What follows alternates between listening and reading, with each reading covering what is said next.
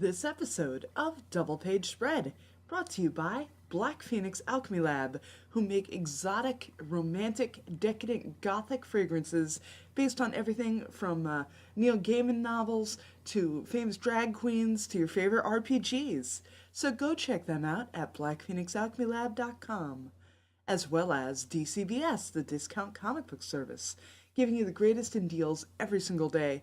And I know that some of the books we talk about today are certainly available on there. You can pre-order Marvel and DC trades for 50% off, so go check them out, dcbservice.com.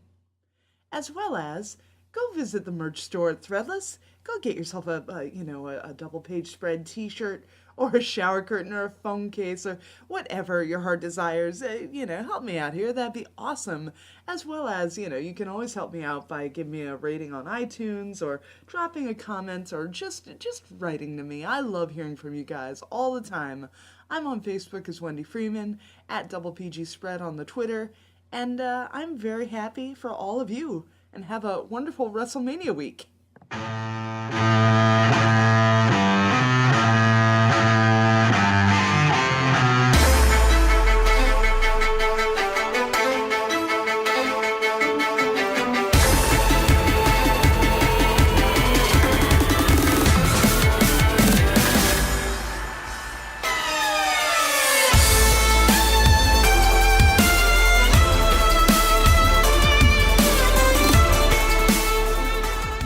Welcome back to Double Page Spread. I am your host, Ms. Wendi Freeman, and tonight I am joined for the holiest of wrestling holidays, WrestleMania weekend, by Boom Studios WWE Comics writer, Mr. Lan Pitts.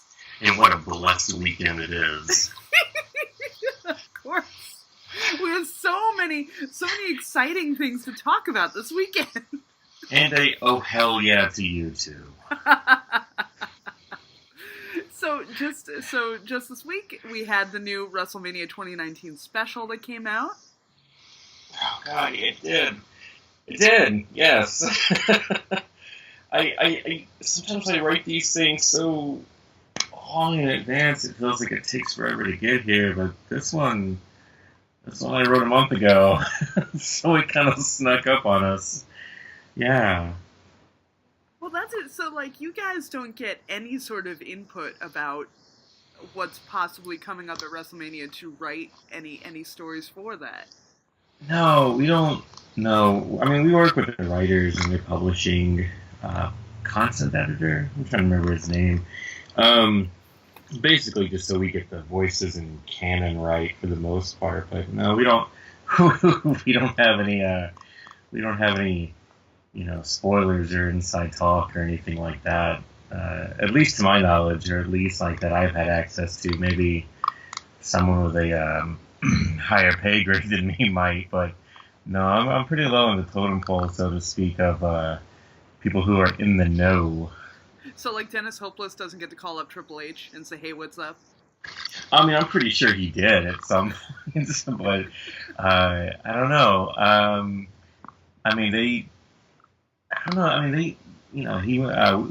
We all went to WrestleMania last year. It was me, my partner, my former editor Jasmine Amiri, Dennis, and a whole bunch of other friends. We all went to WrestleMania last year. So I wasn't sure if they gave him the tickets. I just know that was oh, you're at WrestleMania now.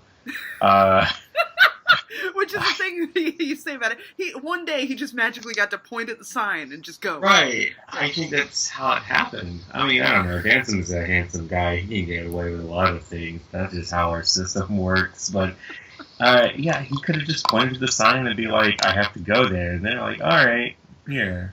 So, but no, I'm not going to Mania this year. I went last year. Which is dumb because all things considered, I could have just gone this year. I'm 3 hours away from New York, living in Baltimore. But no, we drove. We drove from where were we at the time? I was sick as hell last year, but we drove from Cleveland to Atlanta, crashed with some friends in Atlanta. I'm originally from Atlanta.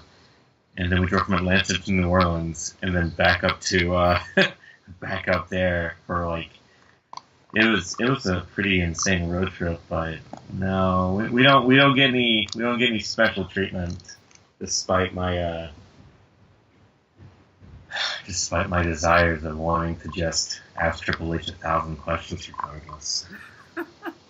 I mean, I always wonder about like who is in the WWE writers' room. You know how like they show you about how there's sort of that transparency about diversity now in writers' rooms? Like I'm just curious, like what does a picture of their writers' room look like? I'm guessing early 30s white guys. Yeah. Well, I mean, that's my guess. I mean, I could be wrong. I could be very wrong, but it was funny because at C2E2, this guy came up to my table and started talking.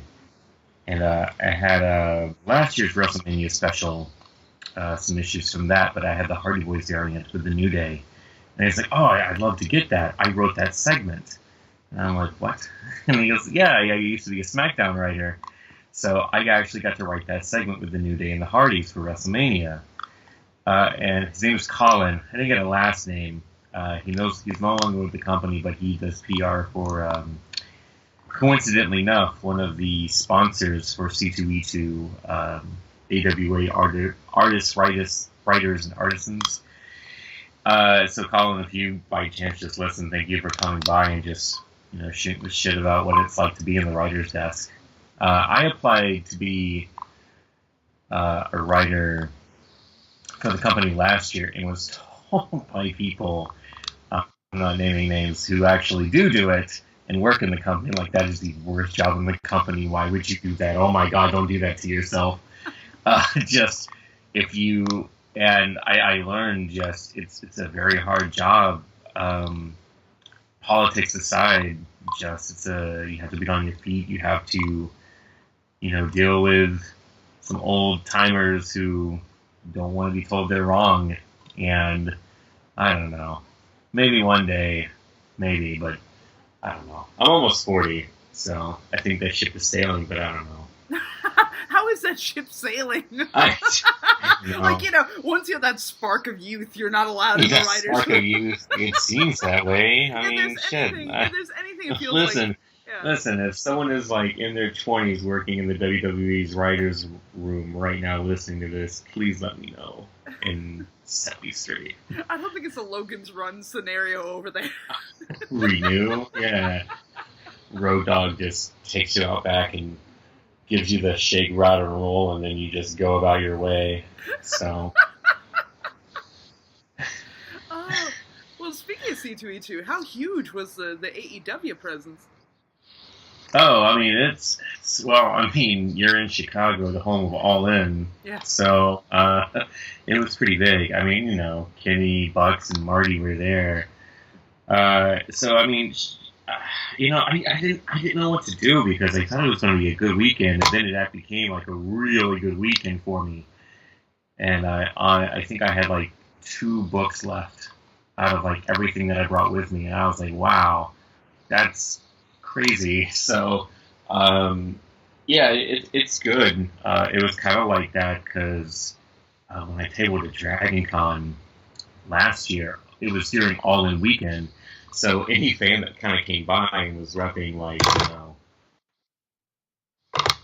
All In stuff was just like, brother, are you all in? And then now it just said. So it's pretty good to see this thing taking off. And I mean, it's definitely ruffled a couple of feathers and definitely sort of. I don't want to hype it up too much because Jesus Christ, they haven't even had like their second show yet. But it's definitely looking like smart competition. I'm not just saying direct competition because competition in wrestling is good, but this looks like it is smart contemporary competition. Right. Well, they don't have a TV deal yet, I don't think. They do. I think they're ironing everything out, and I think, from what I understand, that TV show starts in October. But, I mean, I think they've been so savvy, so incredibly savvy. Obviously the way they spin their storylines with being the elites and Road to Double or Nothing. Like, I think even if they don't have something on weekly television, they're so incredibly clever at using new media and using things to propel who they are. Right? Who would have thought youths? Just, I mean, they're my age essentially, and just being smart about things, being smart about who they hire, being smart about how they come off, being smart about, as you said, using new media. I mean, YouTube, it's free for us, but I mean, like, it's just endless. It could literally just be endless, and how they, tell, not behind the scene things, but it's sort of like how they told stories even last year with Being the Elite in the Kenny Omega and Cody rivalry, and how they got Coda involved, and how they told stories through that. It was basically like filling the void of it's kind of what it's kind of what we do with the books, because you only get so much TV and pay-per-view time. So what we do is kind of fill in the gaps storytelling wise, and I think that's just smart of them to do that. Right. I mean, I love the whole Joey Ryan murder mystery, and that went on for like a year. Right. I mean, that had such a great payoff. I mean, resurrected by dick droids, of course. Who would have thought? So yeah, I want to talk about how much your comic gets to sort of flesh out storylines and origins, and how you sort of balance that idea of kayfabe stories versus in-ring kind of stories.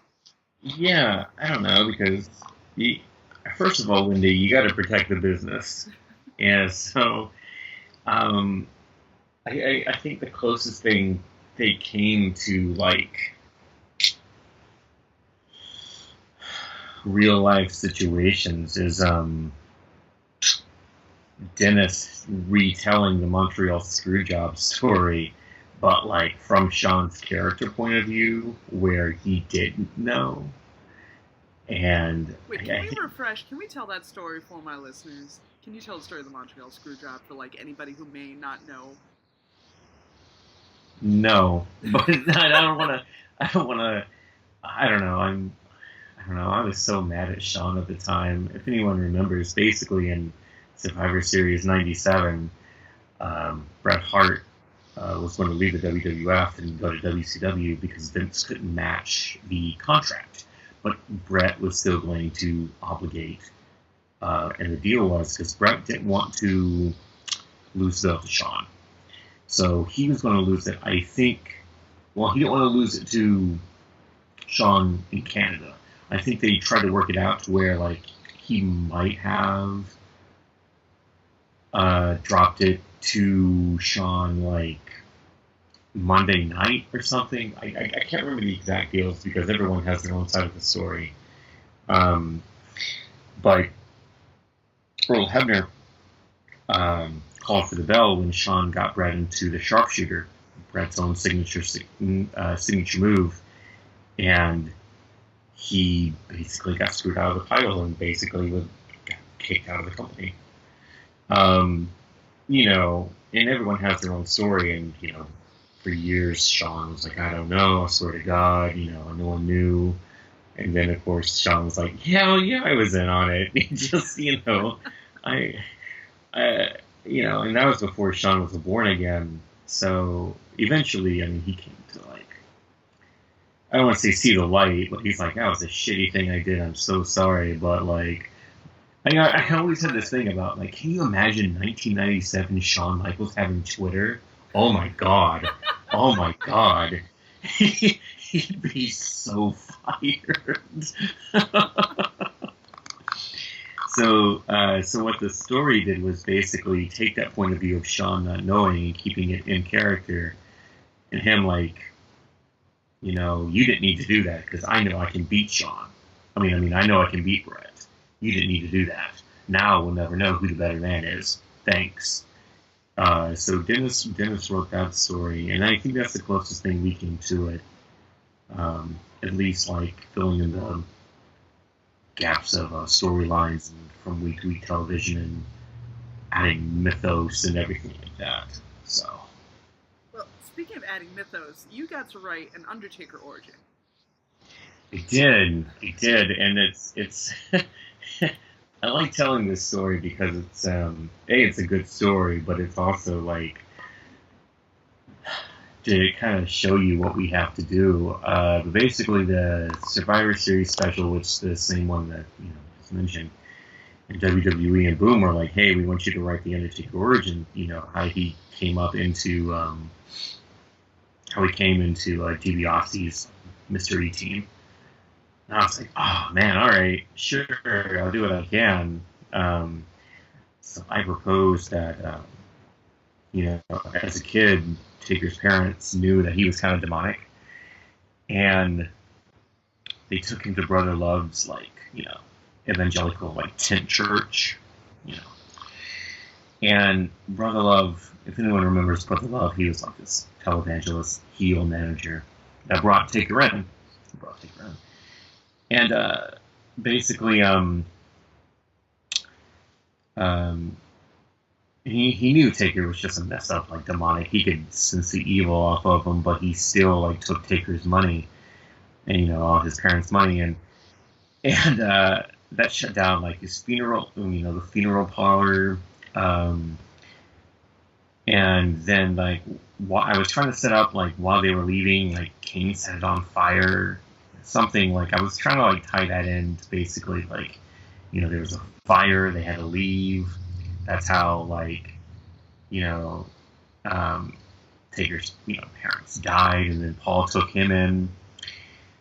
I was trying to tie everything together, and they were like, this sounds great.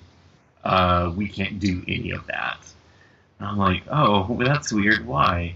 Well, we don't have Bruce Pritchard's likeness. Bruce Pritchard was the guy who played Brother Love, and now signed a Legends deal, so whatever, they guess they can use him now. But I was like, all right, well, fine. DiBiase goes into the desert, and he finds Undertaker and brings him back from Death Valley.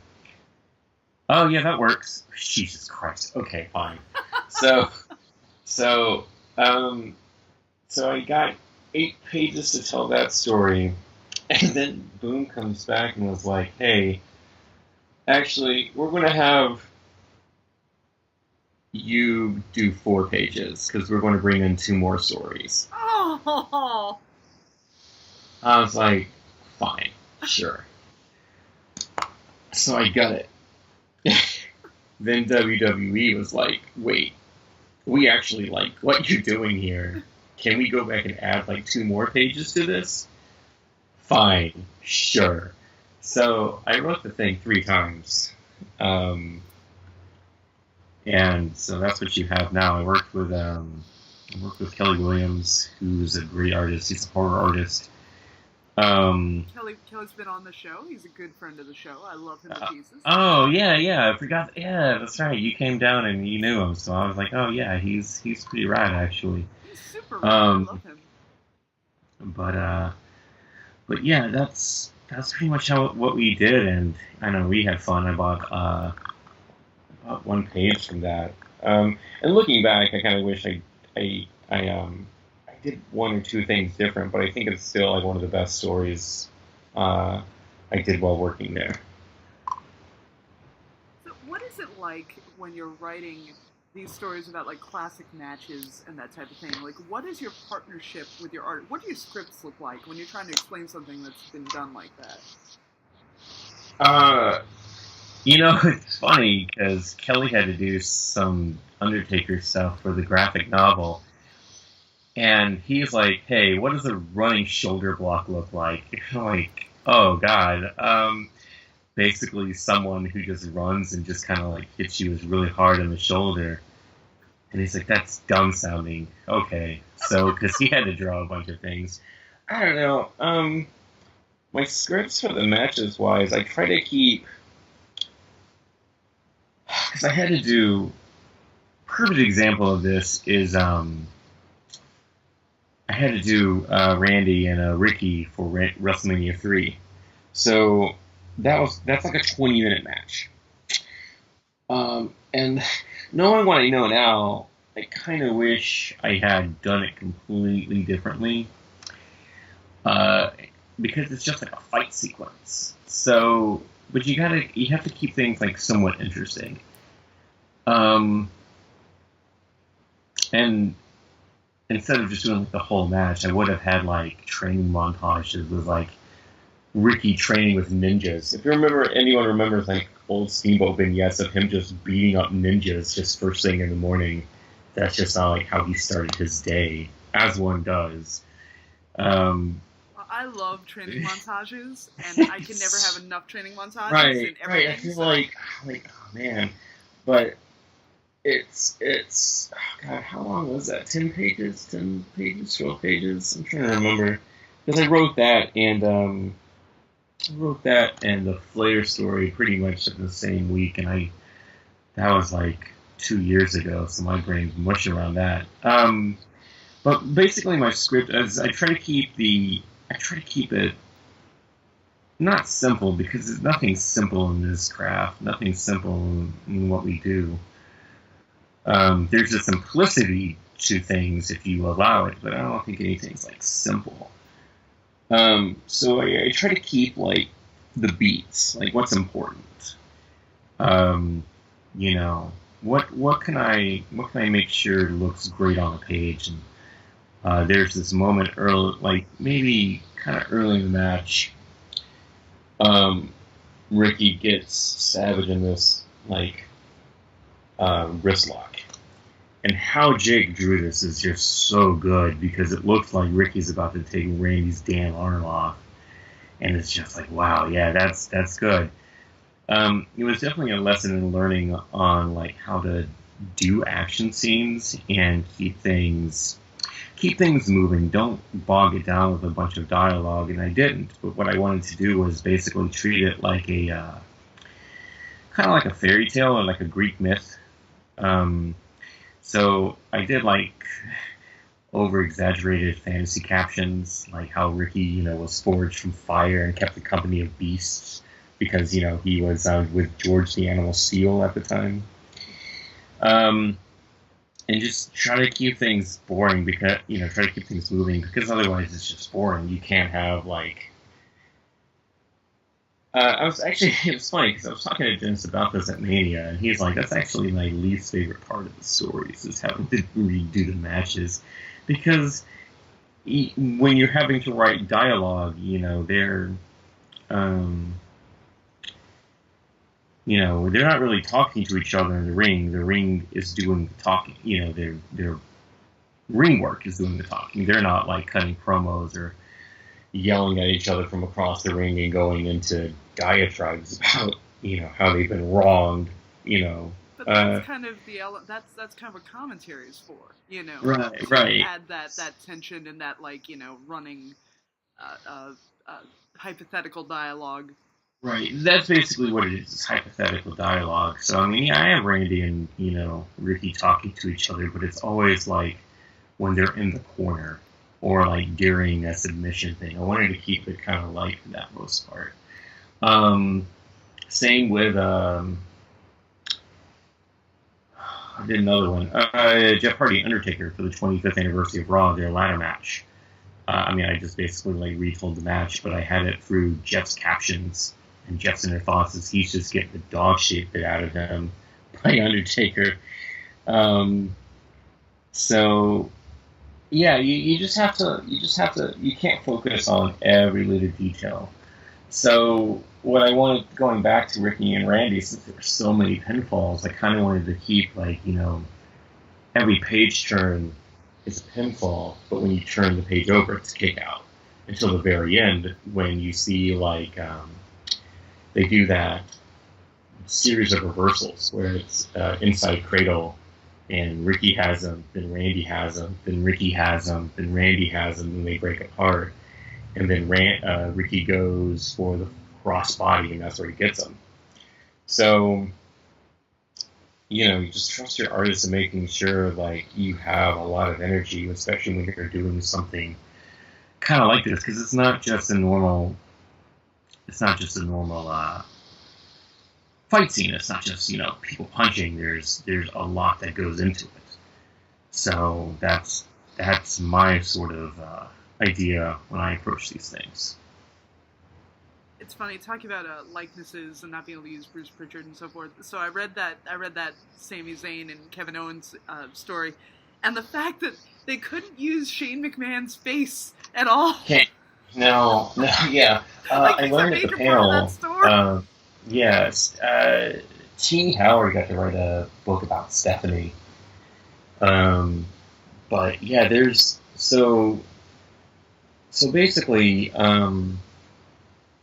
There's an approval, like you have to get, talent approval for the most part. But when they're the boss, like you'll never see Vince in the comic. He's always hidden behind chairs or anything like that.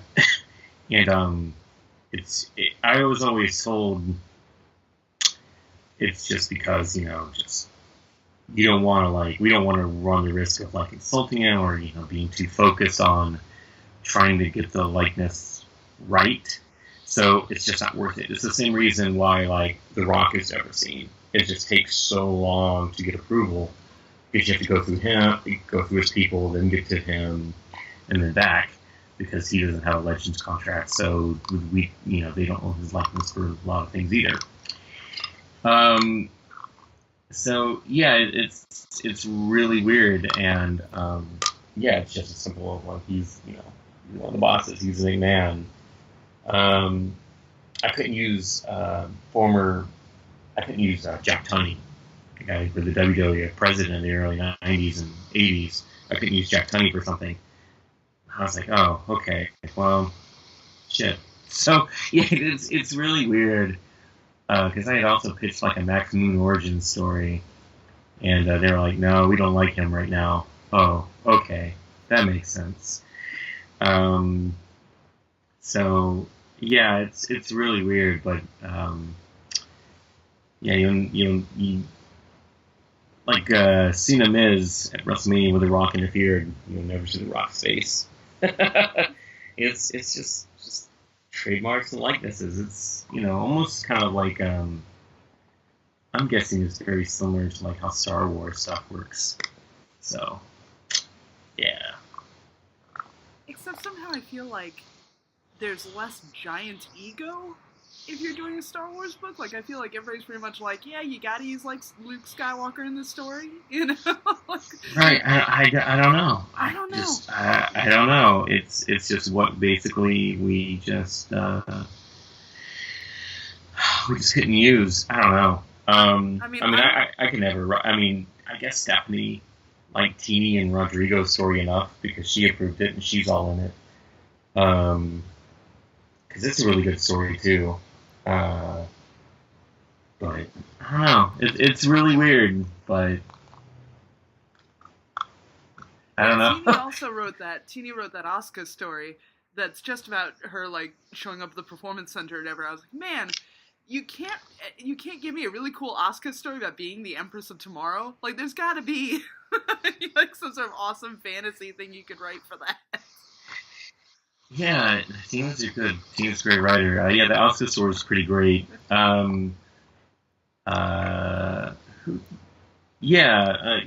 She did that one, and there's another one too I was thinking of. But Asuka's great. Well, this week we gotta say, poor Asuka. Poor Asuka. I don't know. She's just getting started. I feel bad for her and Shinsuke. But yeah, I don't know.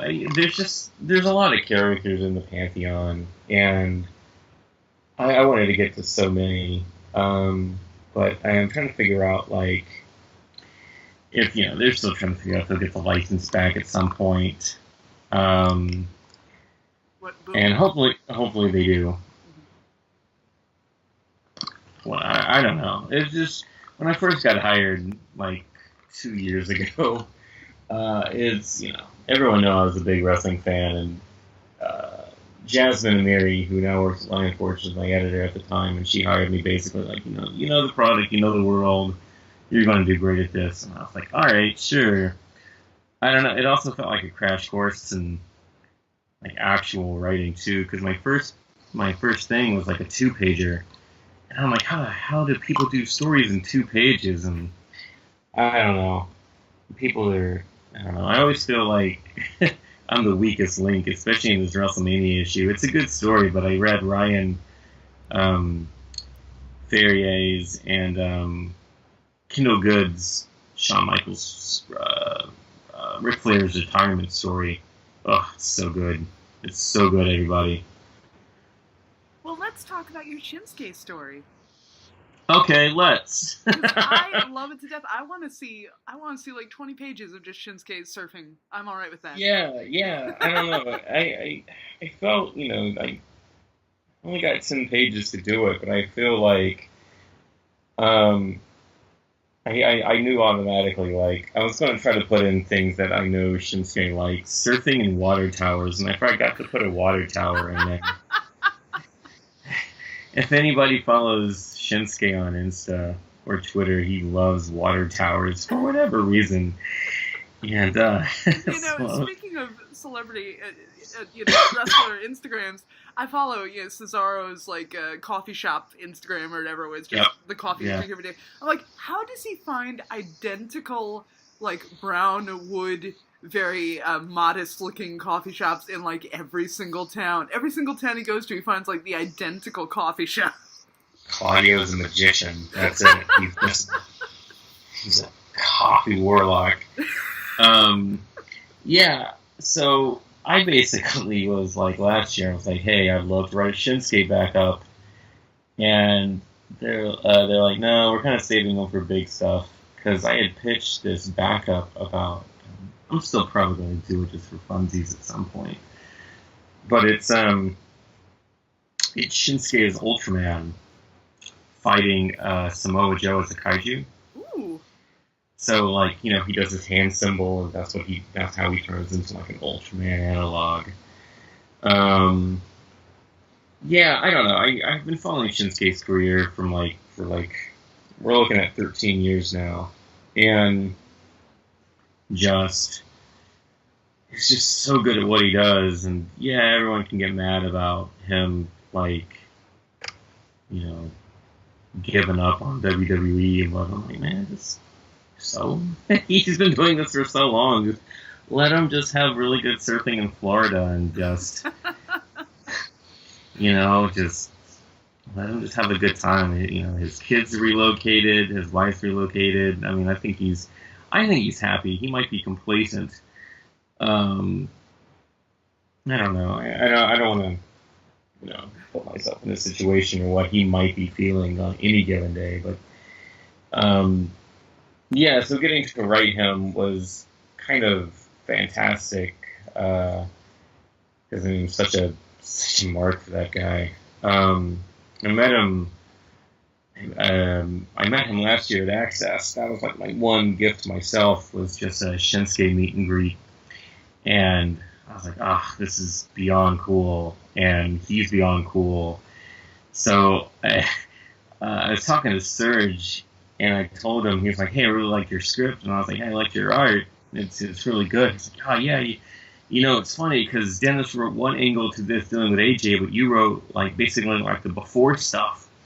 And it's really cool to see both angles to that. And I was like, well, I wanted to try to tie everything together. So I talked to Dennis about, what's Shinsuke's motivation in the main story here, because I kind of want to feed into that.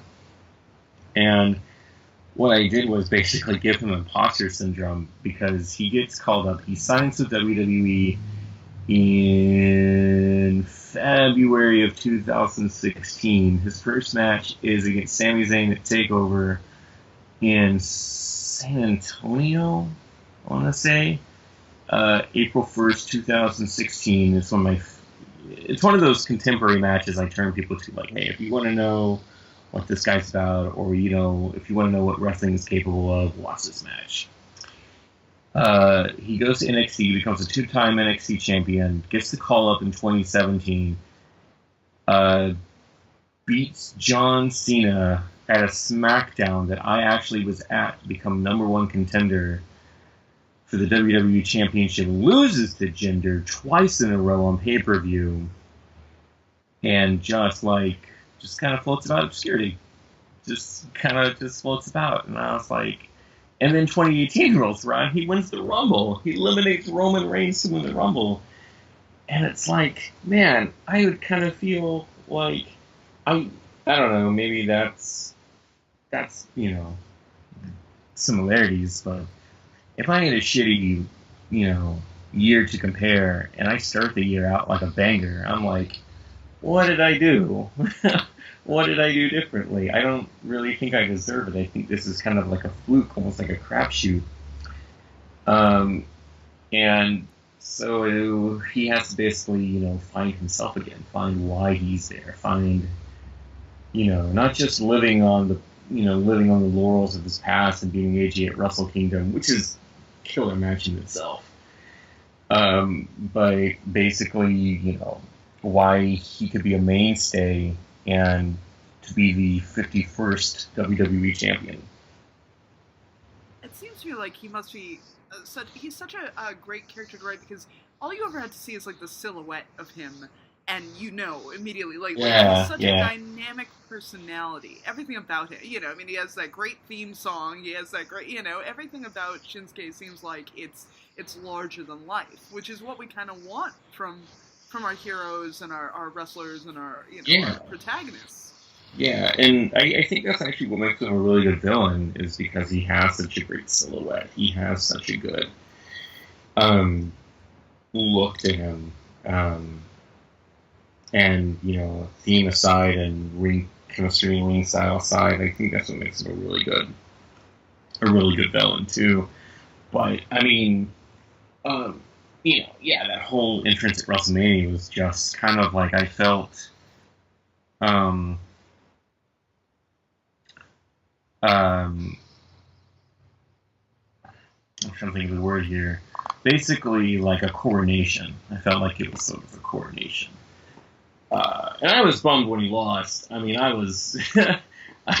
We were 40 feet away from the ramp, and we felt everything. Just to watch him come out and Nita Strauss do her thing.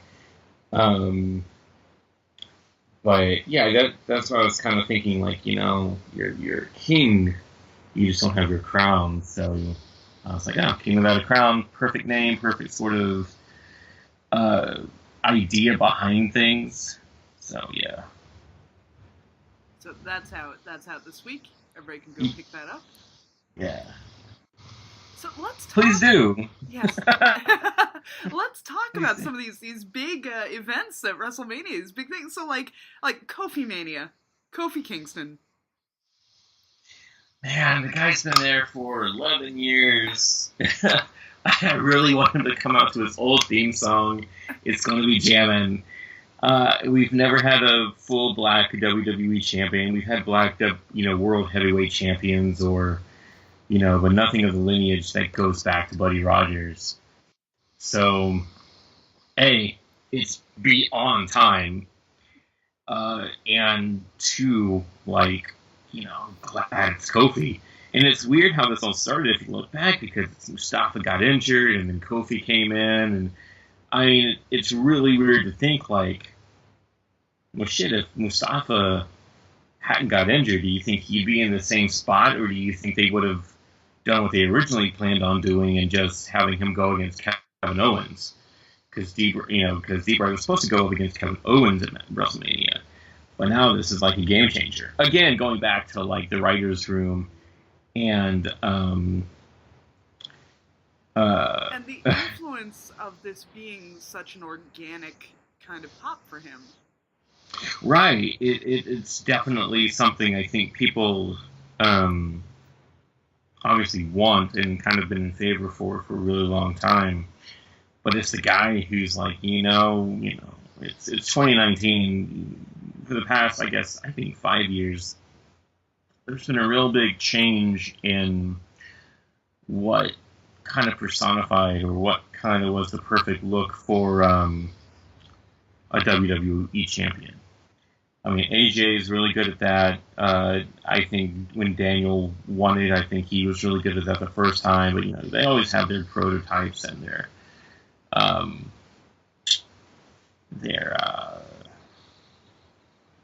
models, basically, of, you know, what they kind of want to represent their company. Roman Reigns is a good example of that. But Kofi is one of those guys that's just like, you know what, man, he's just kind of deserved it. He's just kind of deserved it. Yeah, he's been kind of a workhorse all these years, and I love this whole story of brotherhood of the New Day, and just this, you know, this camaraderie and how they really want him to get it. It's so heartwarming. Yeah, and it's really dumb when people are already speculating, like, oh, that's when the New Day's going to turn up. Like, look, nobody wants to see friends fight. Nobody wants this. I think if there's going to be some kind of like New Day rivalry down the line, they should do it sort of like Japanese style, and like somebody wins a tournament or something like that. You can do solid face on face booking. It doesn't have to be automatic, like Big E turns heel, Xavier turns heel, and now he's like, you know, it's dumb.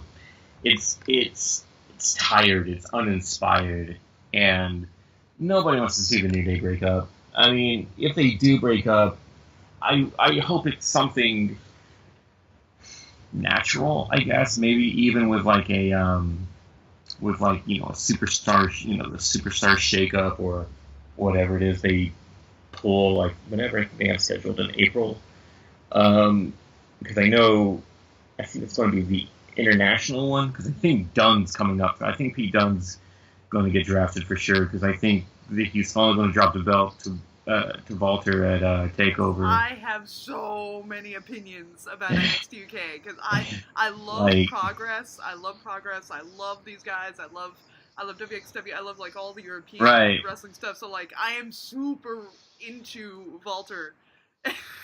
Right. I mean, and you Mustache know, Mountain. I love these guys.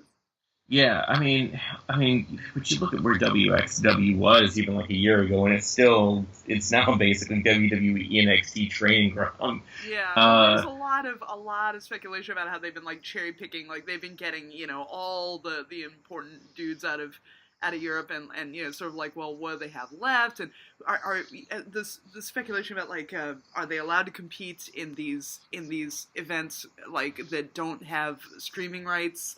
You know, like there's a lot of that's, I don't know. I don't fully understand what's going on, but no, it definitely seems like it's the British and UK sort of companies have to definitely up their game now, because I wouldn't be surprised if WWE tried a Japanese company or Japanese federation within the next year or so, and basically just do global.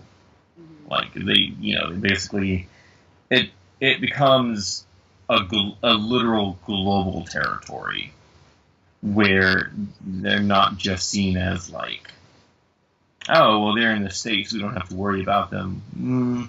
What if you did? What if you did? What if Vince decides to go against Harold Mage in New Japan and stuff like that? Like, I don't know. That's all it's speculative talk on the business side of things, but yeah, you're absolutely right about, you know, Progress and, you know, Revolution and stuff like that.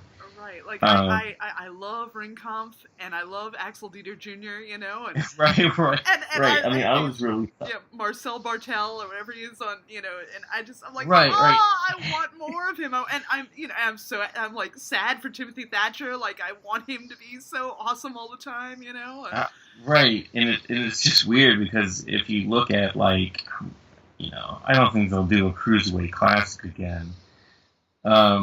But it's really weird when, you know, if you look at the Cruiserweight Classic and who they actually kind of really wanted to push, but they wouldn't sign, because you look at, like, you know, you had Kota Ibushi and Zack Sabre Jr. and, you know, all these guys, and people just wouldn't sign. Like, they just didn't sign. I really thought Kota was going to sign And then the last minute he didn't, because I thought, like, oh, he's going to become like a cruiserweight champion. That's going to be like, we're going to see some, solid ring work from Kota. And glad he didn't, because then Kota became, the part of the biggest angle of wrestling at the time with the Golden Lovers reunion and getting to work with the Elite and get drawn in with that, story angle. And now that Kenny's gone, I think it's sort of, I don't know. We're getting to fantasy booking right now, but I definitely think Okada. I hate Switchblade Jay White. Like, I can't stand that guy. Oh, I feel sorry for you. I love Jay. I love Jay to death. He's going to drop the belt to Okada at G1. Like, he's dropping that title. But I think we're going to get a year. I think we're going to get a speculative year because I think Kota's. I 100% think Kota is going to win the G1 this year. Absolutely, there's no other guy who's A, needs it, and B, I don't know. It just feels like it's coronation time for Kota to become IWGP Heavyweight Champion. It just feels like it's his time. I don't think he's going to sign with AEW. He just renewed his contract for 3 more years, 2 more years, something like that. So, I definitely think we're going to get Kota. We're going to get the first Kota, Okada main event at Wrestle Kingdom next year. But I love Jay. I think him beating Tanahashi was really weird because you wake up and everyone's just talking about Jay White and you're like, oh shit, what happened? And you're like, oh, he's just now the 4th youngest IWGP Heavyweight Champion, beating Tanahashi in his legendary 8th reign, which I don't think anybody's going to touch. I could be wrong, but that's incredible.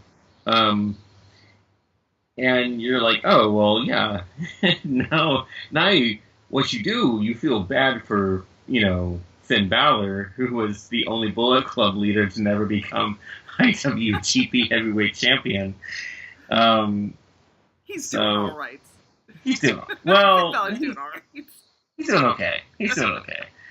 I don't know. Finn's booking is something completely different on a whole other side note, but I don't know. That's who I have my money on. Yeah, because Okada taking that belt back. So now, WrestleMania weekend, I'm going out and I'm going to a bunch of the little indie shows. I am really excited. I'm going to Josh Barnett's Bloodsport, and I'm going to the Joey Ryan party, and I'm going to see the Red Pro. What party is that again? The Joey Ryan penis party. I had to say a whole thing. You're going to make me say the whole thing. You just want to, you have to clarify which party you're actually going to. I know. It could be like the Joey Ryan, tea and crumpet party. Right. You don't want to go. It's not. No, it's definitely the old penis party. But I'm so fascinated by the fact that Joey Janela's Spring Break is such a huge deal, and they had that Orange Cassidy show, which sold out in minutes or whatever. And it's so fascinating. You got these weird, quirky wrestlers who are putting together these strange combination of matches, and it's doing so well. Somebody has to. Who would ever think Joey Janela is the King Booker? Who would think that's a thing? Yeah, I mean, I don't know. I don't know him as well as other people. I know Cody or anybody like that, but I don't know. I think it's great. I think WrestleMania is kind of becoming. I mean, it was already the Super Bowl, but I mean, all these things, all these events. I mean, it's essentially tailgating. It's essentially interactive tailgating for the big weekend. Not everybody makes it to Sunday, but everyone makes it. Everybody is there for the same reason, and I think that is fantastic. There's nothing like that. I think the closest thing might be San Diego. Even people who don't go to San Diego Comic-Con still might show up. It is. And it's true. It's kind of like San Diego, how there are all those outside events, like Yeah. there's like the, what was that one geek thing that would take over the, the stadium, the baseball stadium, Petco Park. Like, there are all these like outside events where you never have to go to San Diego Comic-Con. Right, exactly. Right. Yeah, I think it's, I don't know, there's nothing else like that, and I think that is pretty great to me. It's like the South by Southwest of wrestling. You know what? Yeah, let's go with that. If you're going to brand that, yeah, that's actually not too much of a bad idea. A bad analogy. That's bad analogy at all. Yeah. But bless their hearts. I'm glad that there's so much variety and so many different things you can do. I think that's fascinating. Wrestling's for everyone. Even if you don't like this one thing, guess what? There's like 16 other things that could be just for you. You just got to go out and find it. Pardon. When AEW was announcing that they're going to work with OWE in China, I was like, they have YouTube shows. Just watch their YouTube shows, and it's pretty great. They have really good star power there. They're basically, I think they were stuntmen that basically got trained to be wrestlers. And it's a lot of gymnastics. I'm a spot mark as is, but it's still just great. I don't know. That's what I think. I mean, it's the same deal with same deal with comics. Even if you don't like, one or two things from Big Two, there's so many more comics out there, guys. Just there's something for everyone, I feel like. Yeah, absolutely. Because it's true. Like, you could be somebody who's into, like, I love, like, the really technical stuff. I want to go see Bloodsport. I want to see, I want to go see these UFC guys, like, getting down and doing shoot-style wrestling. Like, I'm really excited about that. Or, you could be somebody who wants to watch Colt Cabana, wants to watch goofy kind of comedy stuff, and that's cool, too. Like, it's don't poop on what other people are digging. Yeah, I don't know. I don't have the words for that, but yeah, just come out and see what happens. That's basically what you got. There's something for everybody, and it's just fantastic. I feel like there is anyway. So, getting back to WrestleMania, I want to discuss the convoluted nature of this whole women's match. This entire Becky Ronda Charlotte scenario is just, I feel like they're digging such a hole week after week after week. Well, all right, I believe this. Okay, I do have thoughts on this.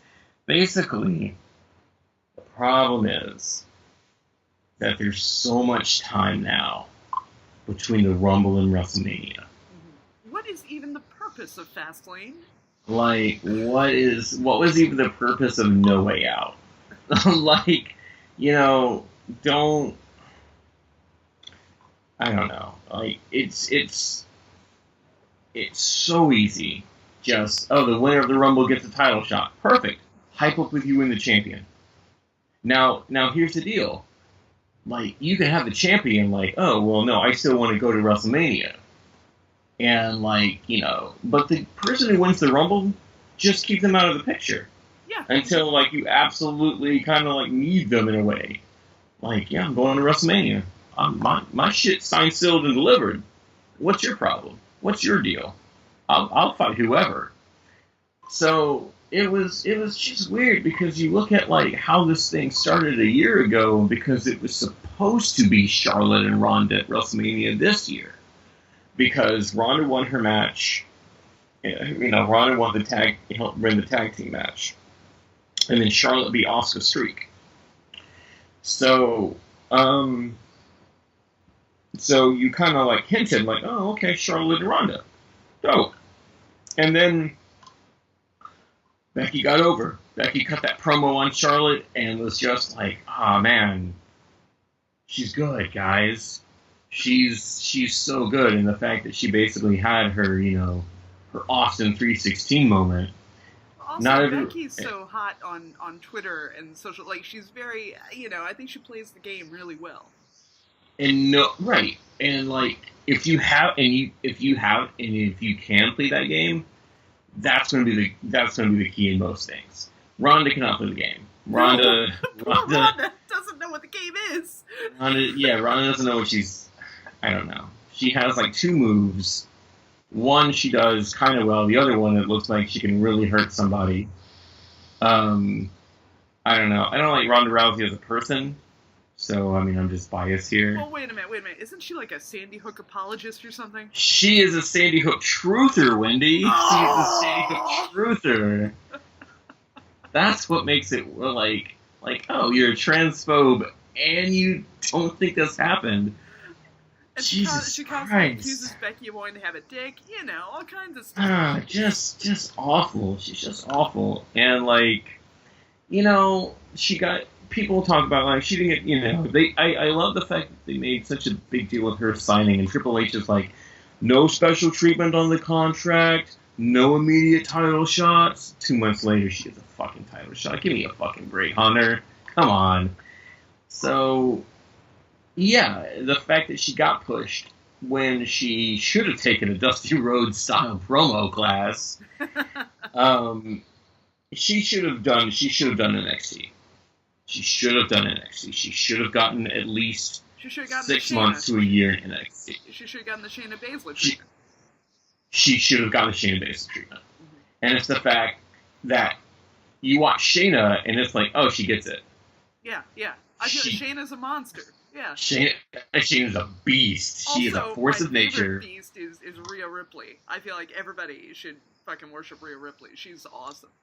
Like they can find these people, but the megastars and stuff, even I guess it was 4 years ago when she was at WrestleMania, and you're like, oh, they're going to hire her. She's a pretty blonde who can kind of fight ?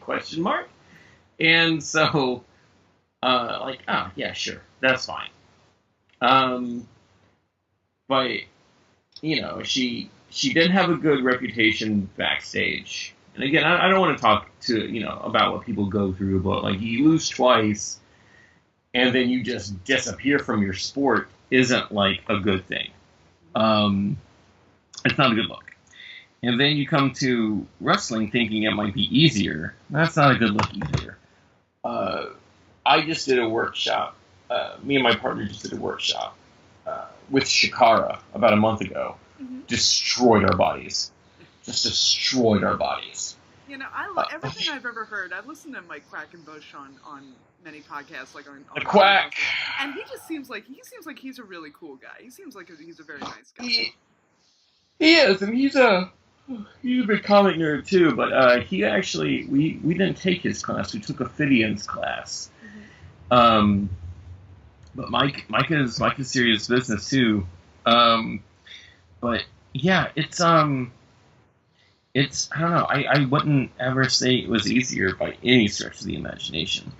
And well, also I imagine it must be much harder to transition, kind of working backwards. I take MMA stuff. I know how to do a lot of arm bars and blah blah blah.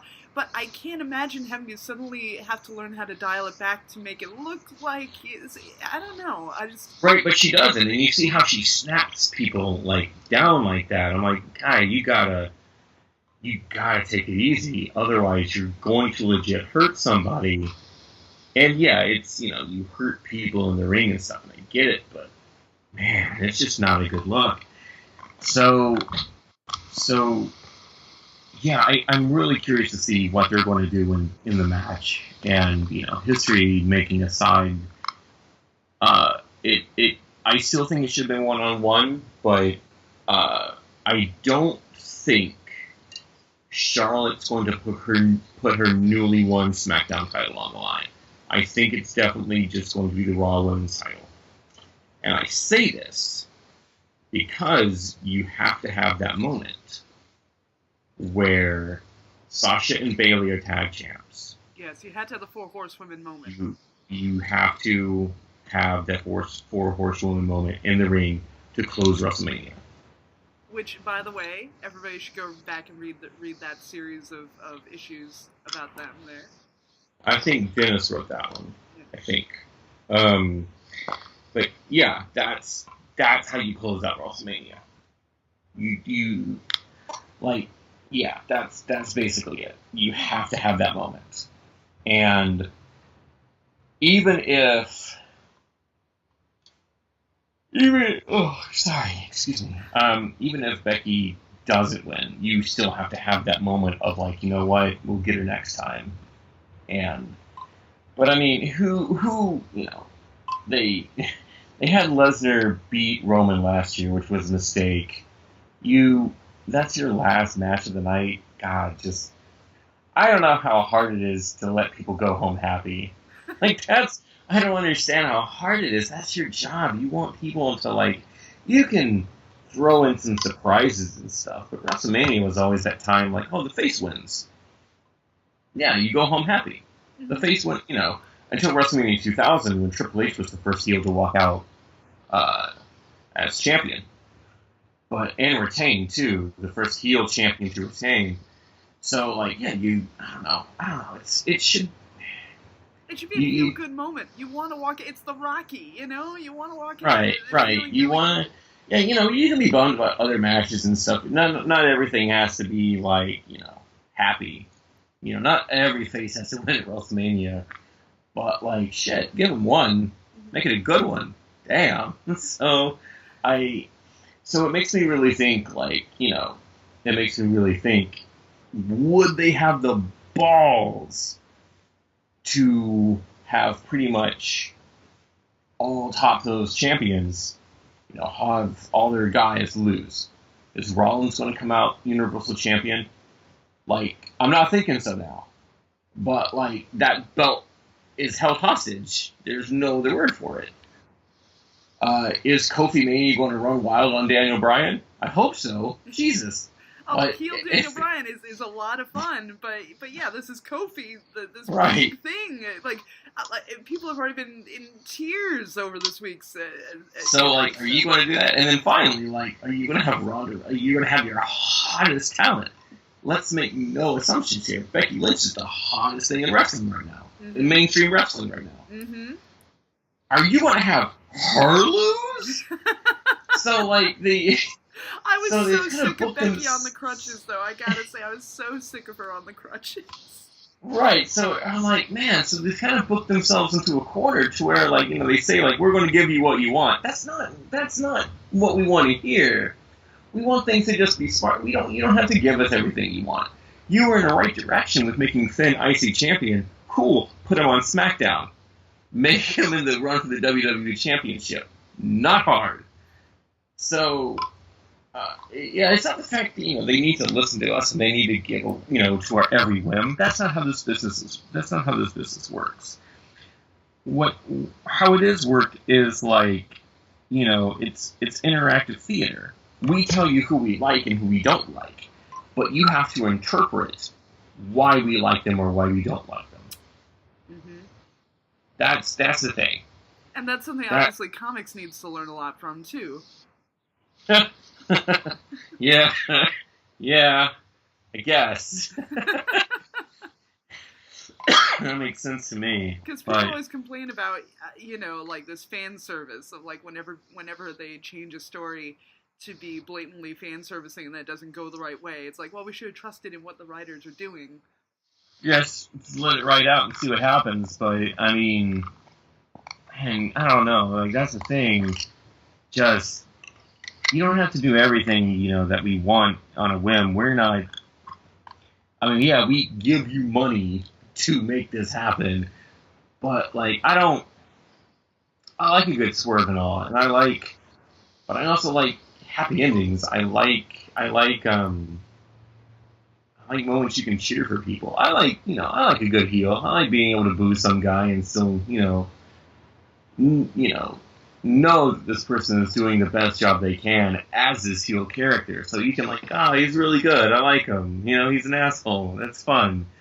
But if you take someone like Baron Corbin, you're like, man, they really neutered this guy. Jesus Christ. You mean the TGI Fridays waiter? TGI Fridays waiter, yeah. He's just missing all his things of flair.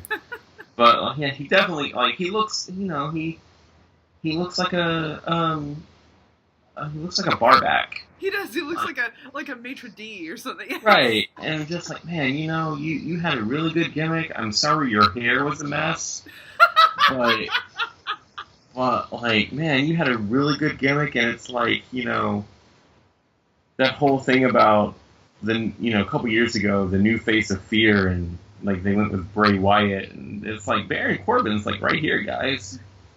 Like, he survived the apocalypse or something, maybe. I don't know. What is his character? But they wanted him to be like this hardened badass, and just like, man, just, it's sad, Wendi. It's sad when good gimmicks go bad. He had that cool thing about stepping into like the red lights. Like they'd lead him down to like the ring and stuff. Like, man, that's cool shit. His entrance music is pretty fucking dumb, but like if you ever listen to Baron Corbin's entrance music, it's like, I am the thunder, I come from hell, and I'll bring you under. Like, okay, dressed like that? Sure, gotcha. Whatever, guy. If you say so, sure. Yeah, I mean, it was that momentary Cesaro push from a couple years ago because we like Cesaro. Mm-hmm. But I mean, D-Bry was the most vocal. They listened to us and were like, all right, we got it. Cool, thank you. Keep it rolling. And then they didn't. They went back to Randy Orton. So, and then what else? Wait, I want to talk about TakeOver. We got to talk about NXT TakeOver. Talk about whatever you want. Let's do it. I want to talk about my love-hate relationship with Matt Riddle. I just caught up on NXT, and I just saw the match with Kona Reeves, and I was like, Kona Reeves has the funniest face, because part of it, you're like, is that Tiger Woods? And it's not Tiger Woods. He looks like Tiger Woods meets The Rock with, like, really bad hair. I was like, man, that's a good gimmick. He's just getting buried because, like, they gotta push, Riddle, and I get it. Because I said this as soon as Riddle got signed. I was like, that's gonna be your next Seth Rollins. That's gonna be the guy who, like, after this generation is sort of, like, kind of weighing down, that's the guy who's gonna usher in, like, the next part of this. I mean, I have loved I love, like, his Evolve stuff. You know, and when I got to when he was versus Gulak whenever it was a few weeks ago, a month ago, whatever, like, that was fantastic. I was super happy to see that. He can work with anybody. Yeah, and he's a great striker. I love that. I love seeing him, him kicking. And he was a monster in that 5-man, one from last week or whatever. Like, I think he's tremendous. But man, I fucking hate Bro. I hate that. I hate him. He's got such a punchable face. He's got a hideous punchable stoner face. Like, I love him, but I hate him. I don't know. He's every dude who hangs out in Wrigleyville. He's every fucking. I hate him. Yeah, I mean, that's part of the charm, maybe. I don't know. I like Riddle. I like his PWG stuff. Mm-hmm.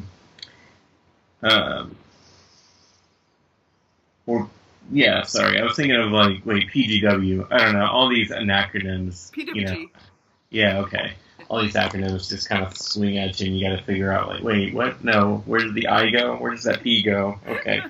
Pro Wrestling Gorilla, PWG. Right. So, yeah, I don't know. I'm excited. I want Adam Cole to become NXT champion before he gets that call up. But at the same time, I'm like, I kind of don't want you to get called up. Hey, I have an Adam Cole question. Who is he talking to every time he comes into the ring? Why is he always muttering to himself? He's talking to you, Wendi, personally. He's trying to get into your heart and wants you to know that he's going to be there, baby. Boom! Yep, boom. Adam was one of my guys. Well, his name is Austin. He's a really good guy. He was one of my main guys when I was with I did a lot of ROH PR around the time that he joined Bullet Club. Mm-hmm. So like, I'll link you this stuff later. But it's me sitting down with Hangman Adam Page, Nick Jackson, and Adam Cole about the rise of Bullet Club. That's awesome. That's awesome. I want to see that. Like, so Adam's just been one of my guys. I'm like, man, you're cool as shit. You have the look. You're great in the ring. You're kind, and you get it. You get it. Like, you understand what it takes to be, like, you know, a great bad guy. Because some people, I guess, a lot of people don't understand what it. You can walk that line between overconfident and obnoxious. And he walks that line, but he goes back and forth so much, you're like, I like this guy. Yeah, he's supposed to be an asshole, but he's my asshole. And I feel like Kyle O'Reilly, I feel like he's such a goofball. He's such a weirdo goofball, but I like him, you know? I think he's right. like, I'm not sure what the hell he's doing most of the time, but I like him. It was really weird because, you know, Kyle beat Adam Cole to become Ring of Honor World Champion, then Adam beat him at Wrestle Kingdom 2 years ago, and then, you know, and then he was the, you know, a 3-time Ring of Honor champion. But Kyle, I love. Kyle is my murder twink because he's such a good striker. But he's such a. I remember old Kyle O'Reilly stuff when he's just a sleazy dude, just coming in and gyrating and stuff, and just being like a really like blanched Joey Ryan. But he has the face of a 12-year-old. Oh, it's awful. But it's also embarrassing. like the best when he's kicking the shit out of you. You're like, oh, this tall child is hurting me. It's like Travis Banks when Travis Banks has like the sexy gimmick that he has. Right. You know, it's like oh, Banks, you don't have the face to be playing a sexy gimmick. I don't like this. Did you just draw a short straw on sexy murder toddler? Is that how you ended up with this? Just sheer bad luck? Sexy This is murder. awful. I don't like this. But I love all those guys together. And it's so great because I love Bobby. Bobby was so good. And I really hope he gets back to like top form and get a nice singles run out of him. Like, I want all those guys to do so well because Bobby just has that look. Like, he has that, you know, the sharp tooth grill. And he's just as good as, you know, he's not as good as Kyle. Kyle's a pretty good striker, but Bobby's up there. But I love when they're all together just hanging out because Bobby's I think, 38? And everybody else is, like, just turning 30. And so he's like wearing dad jeans, just all hanging out. Just, yep, these are my fine kill brothers, and I love all those guys together. I love Roddy. Roddy's one of my favorite guys too. He's the daddy of the sexy murder toddlers. Right. I really wish Roddy, if they're going to make him heel, make him like really bad. Like, I don't know. If anybody remembers Roddy's, you know, whole Messiah the Backbreaker sort of gimmick he had. Just bring that back. Bring that back of just him just desiring to just break people's backs. But otherwise, he's just too handsome. And I think that's really weird how like the best bad guys in wrestling now are just too handsome for TV. Like if you ever met Adam Cole and glared into his eyes, it's like a glacial gaze of a Siberian husky. It's like a crystalline mint just like washing over you. Yeah, I don't know. I don't know how people escape it. So Marty Scurll is another one. I was like, dude, you're too. No, I don't like this. You turn face immediately. But he's so good. Like, I love Marty. If anybody remembers what happened at Best of the Super Juniors last year, where he was late and he charges in the press conference, like he changed into his suit. He's so disheveled. He changed into a suit on the cab ride because he was like 40 something minutes late. Like he didn't think he was going to make it, and then he did. And he just comes in, just cusses everyone out, and like they're all numpties. Will Ospreay, you're a dumb numpty, you're a bastard. I'm going to kill you in the ring, and just it's absolutely incredible how this fighting, like it's British warfare at its finest of him just cutting everyone down without even like lifting a finger. It's so good. By the way, I do have a hatred for Will Ospreay from his like social media game. Like he's the worst too. He tries. I don't know. I like Will, but he does some dumb things. Well, also like he's so choreographed. He's so I don't know. I see. You say choreographed. I say safe.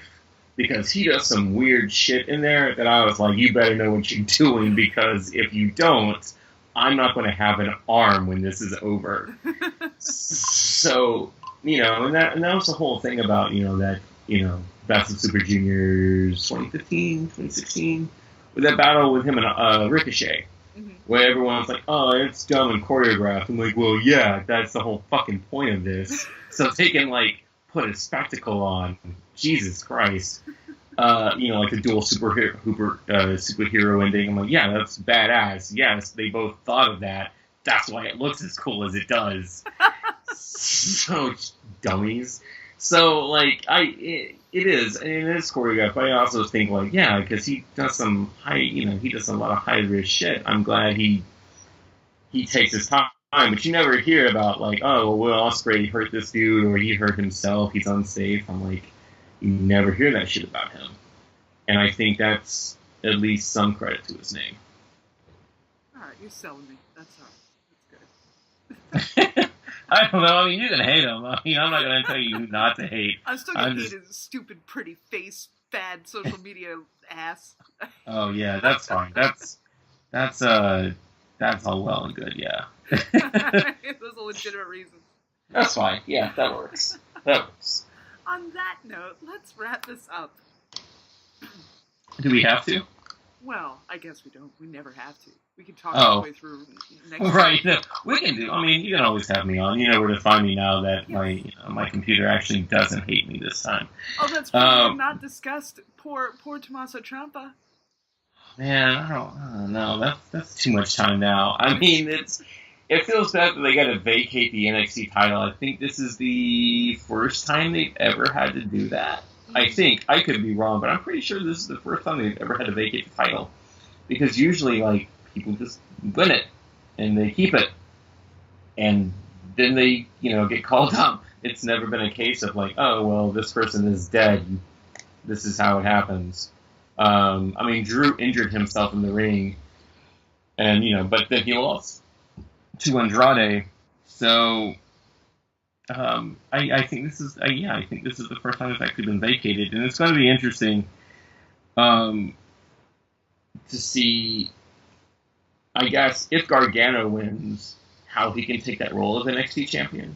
Because I like Gargano. It's going to be, but that Raw a couple weeks ago with him and Ciampa standing next to Cesaro and Sheamus, I was like, oh my god, how small are these guys? Jesus Christ. Wow.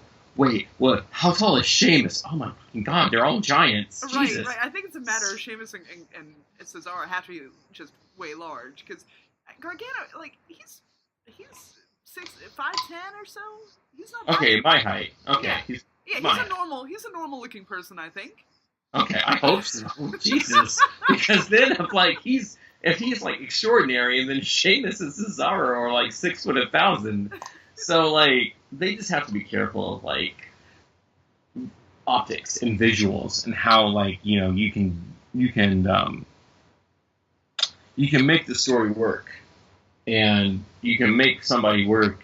I remember, when Taz came in, and Taz was like, Vince was like, oh, I want to bring in this guy. He looks great, and he brought him in. And I have always heard this story about like when he went in to go meet Taz because everyone had been hyping him up, and that he laughed as soon as he saw him walk in the room because Taz is like what 5'7", 5'8", if that.